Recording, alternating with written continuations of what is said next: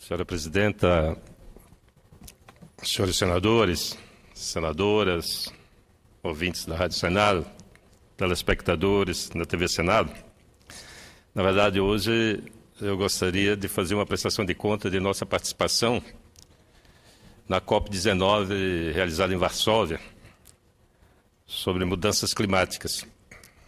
No entanto, alguns fatos terminam se sobrepondo à agenda e eu gostaria aqui de abordar uma situação que ocorreu no meu estado a sexta-feira passada.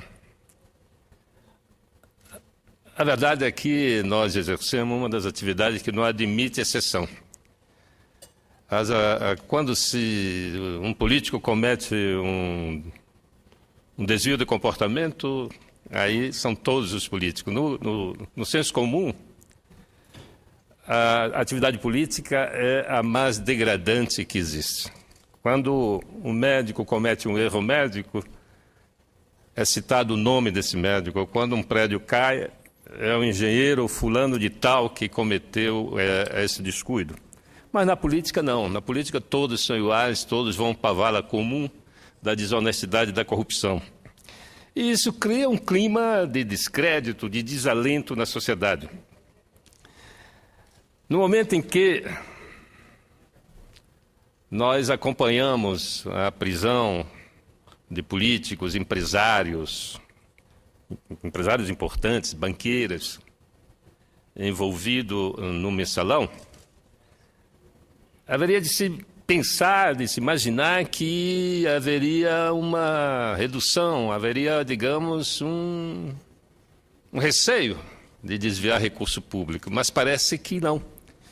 Parece que não há como paralisar essa sangria dos cofres públicos, mesmo que hoje tenhamos muito mais transparência no uso dos recursos públicos, nós demos saltos importantes. Do meu ponto de vista, melhoramos a aplicação dos recursos, mas ainda há uma certa impunidade, essa é a palavra. E as mazelas do judiciário, um poder que trabalha com leis anacrônicas criadas para favorecer e proteger as elites desse país, terminam fazendo com que os processos não terminem nunca. Mas esse do mensalão foi um processo, digamos, ágil, porque tem alguns que estão há 20 anos. E a grande maioria termina não tendo resultado prático nenhum. No nosso país, há, como eu falei no começo, uma enorme dificuldade de separar o joio do trigo, o político limpo do político sujo. E aí se estabelece e se generaliza que todos são iguais. Mas eu trago hoje aqui um exemplo de políticos sujos que, infelizmente, mais uma vez, vem do meu estado, vem do Amapá. E eu peguei aqui uma matéria publicada, criteriosa, por um jornalista chamado Paulo Silva, matéria que saiu no sábado, no portal Brasil 247, que passo a ler. Abre aspas. Após saquear o Executivo Estadual do Amapá no período de 2003 a 2010, estima-se um rombo de mais de 1 bilhão e 500 milhões de reais, o grupo da chamada Harmonia, que provocou 7 operações da Polícia Federal dentro do governo do Estado, 7 operações, passou a atacar os cofres dos órgãos federais, com especial destaque para a Fundação Nacional de Saúde, a FUNASA, alvo de 2 operações da Polícia Federal entre 2011 e 2013. A FUNASA no Amapá é indicação do PMDB. O PMDB que tem nessa casa como representante o ilustre senador José Sarney. E também no Amapá o ex-senador Gilvan Borges. O PMDB indica os gestores da Funasa desde os anos 90.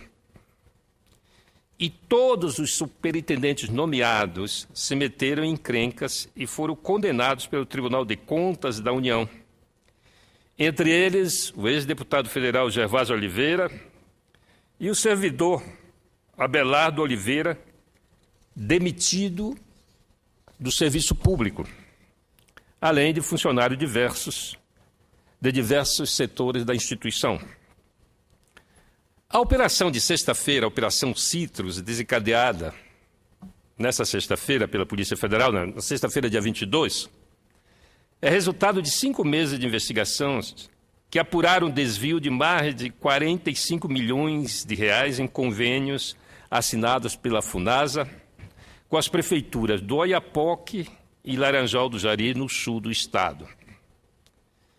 O superintendente da Funasa, José Roberto Galvão, a ex-prefeita de Laranjal do Jari, Auricélia Cardoso, e Aguinaldo Rocha, ex-prefeito do Oiapoque, foram presos.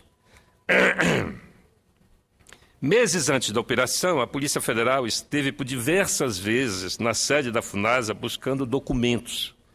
Galvão, Auricélia e Aguinaldo são ligados ao senador Gilvan Borges, ao ex-senador Gilvan Borges e ao senador José Sarney. Mas a primeira operação da Polícia Federal a atingir os esquemas de corrupção da Funasa no Amapá foi a Operação Carniça, deflagrada em 2011, quando a Polícia Federal descobriu que o dinheiro público destinado ao atendimento médico indígena foi desviado para a campanha da família de Gilvan Borges, então no mandato de senador.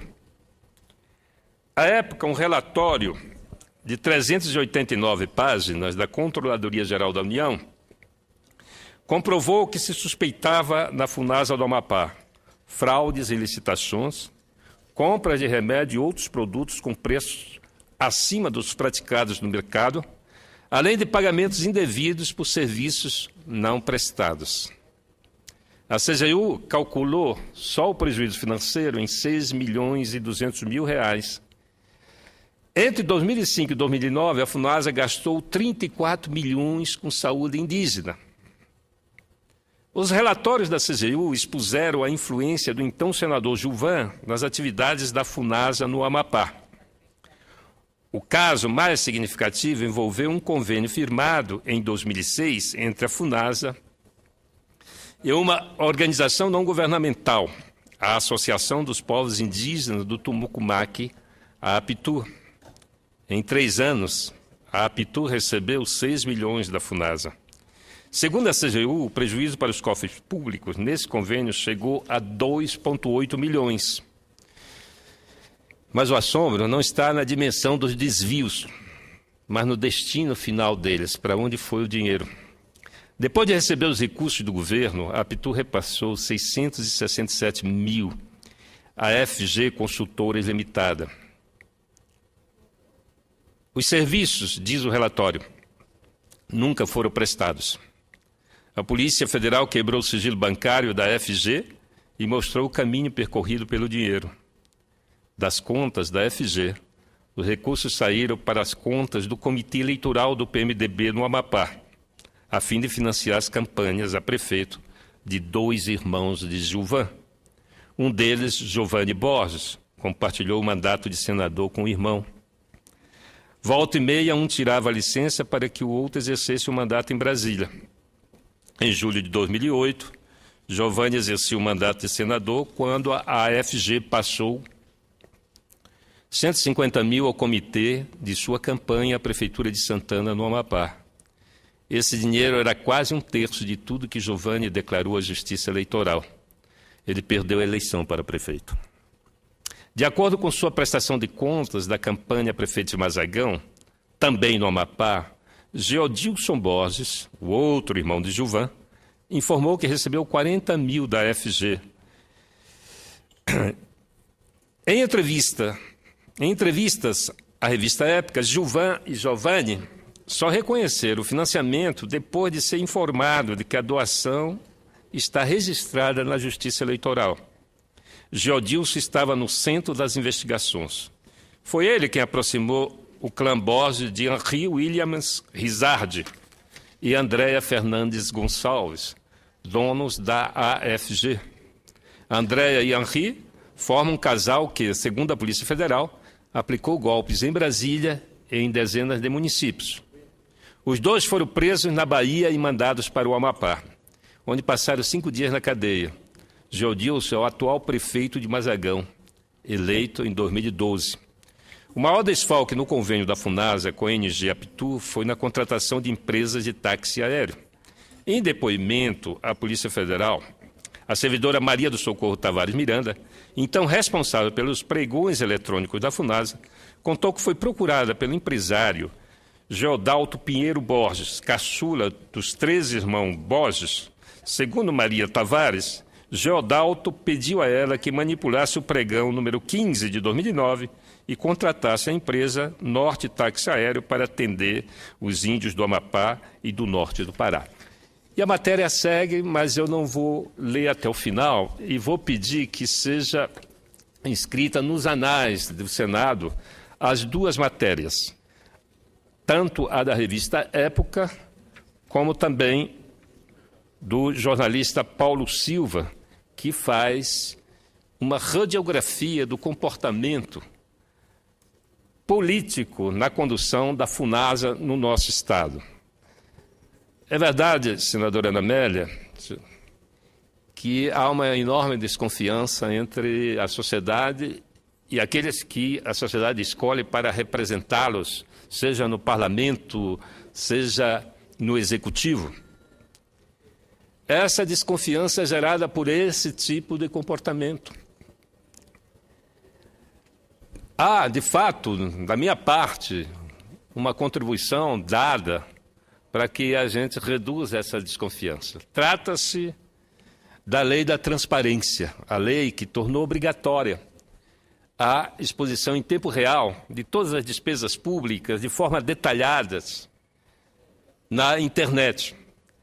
No entanto, persiste um distanciamento da sociedade, uma falta de interesse, inclusive aí eu posso incluir até os meios de comunicação, que só muito recentemente estão preparando o seu jornalista para a investigação e a utilização das informações dadas nos portais de transparência de alguns órgãos, porque tem alguns órgãos públicos que resistem em não expor as suas despesas com clareza para que todos possam seguir. Efetivamente, nós carecemos de um controle social maior dos gastos públicos. As informações estão disponíveis aqui mesmo no Senado, as informações de todos os senadores detalhadas estão na internet à disposição de todos. E é necessário que a sociedade se anime, que as organizações da sociedade trabalhem no sentido de controlar os gastos e até de prevenir, porque muitas das vezes uma compra superfaturada pode ser paralisada antes que ela seja consumada. Mas, infelizmente, no Amapá, nós tivemos em 8 anos 7 operações da Polícia Federal e agora são os órgãos públicos do governo federal que estão sendo saqueados no Estado. E a gente precisa dar uma parada, inclusive é nosso interesse, é interesse daqueles que exercem a atividade política, que exercem a representação política, que a gente possa controlar e dar um basta nessa situação. Senador Mozarildo, por favor. Senador Capiberibe, fico feliz que Vossa Excelência fale, principalmente com relação à Funasa.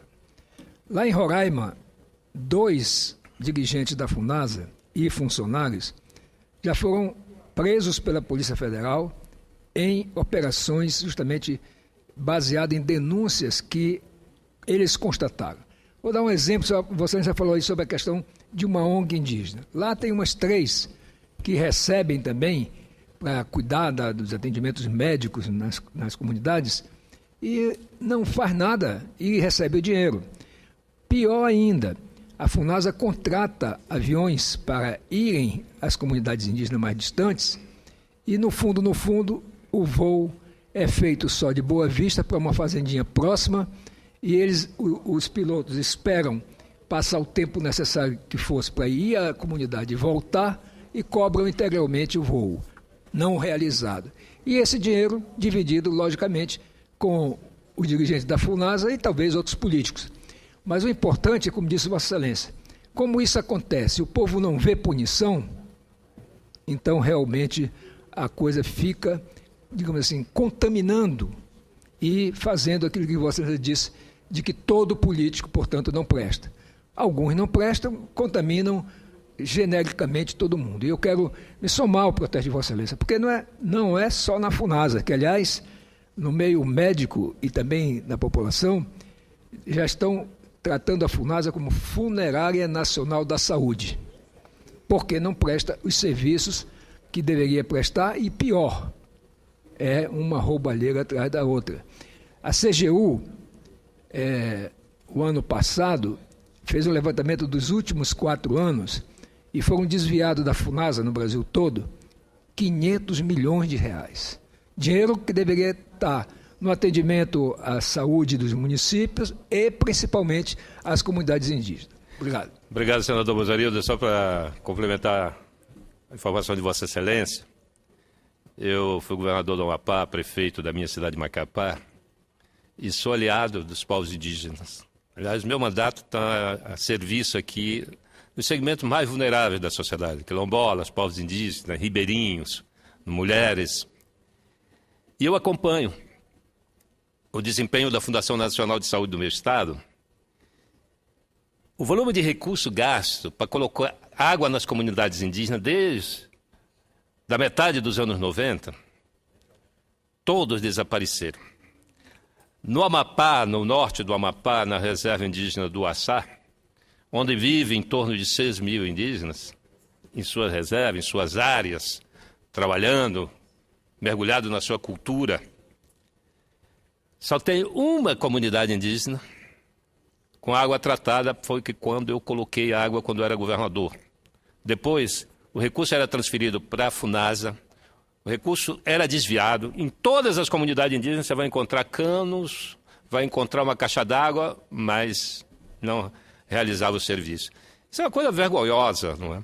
E tem um dado, a justiça não julga. Ora, justiça que tarda não é justiça. Esse exemplo do mensalão do 470, da ação 470, que foi ágil, isso tem que se estender, daqui para frente tem que servir de exemplo. Parar com essa lentidão insuportável nos julgamentos. Os tribunais de justiça lá do meu estado são dezenas de operações da Polícia Federal, estão todos lá livres, leves e soltos. E isso termina gerando a impunidade, a repetição, e a gente vem aqui para a tribuna, não é, falar, repetir, não é, de tempo em tempo, contar uma operação de desvio de bilhões, são 45 bilhões de reais. Agora, não é verdade que todos os políticos são iguais, senador. Não é verdade. Eu estou na vida pública há mais de 30 anos. Eu nunca respondi um inquérito administrativo, nunca fui nada. Sempre usaram as instituições do judiciário de forma política contra mim. Ações populares e tal, mas nunca fui objeto nem mesmo de investigação. Meu filho é governador, nenhuma operação em 3 anos, está lá. Dá trabalho, fiscalizar dá. Dá trabalho porque você tem que afastar, você tem que se desgastar na política.